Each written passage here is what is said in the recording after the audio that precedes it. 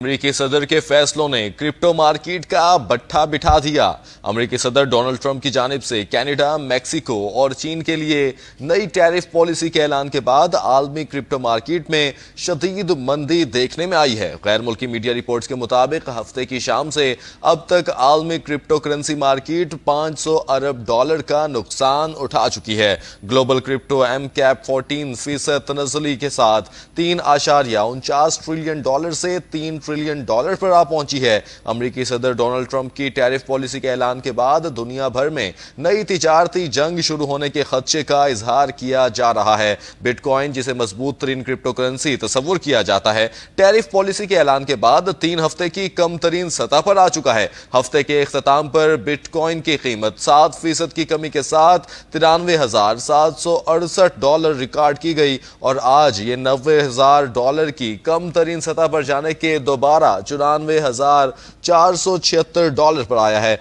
नवंबर के बाद पहली बार मजमूई तौर पर दुनिया की 20 बड़ी क्रिप्टो करेंसीज की कदर में 19% कमी रिकॉर्ड की गई है, जबकि क्रिप्टो करेंसी ईथर की कीमत में 20% कमी रिकॉर्ड की गई। वाज़ेह रहे कि अमेरिकी सदर डोनाल्ड ट्रंप ने हफ्ते को नई टैरिफ पॉलिसी का ऐलान किया था, जिसके तहत मैक्सिको और कनाडा से अमरीका बरामद की जाने वाली मसनूआत पर 25%, जबकि चीनी मसनूआत पर 10% टैरिफ आयद किया गया था।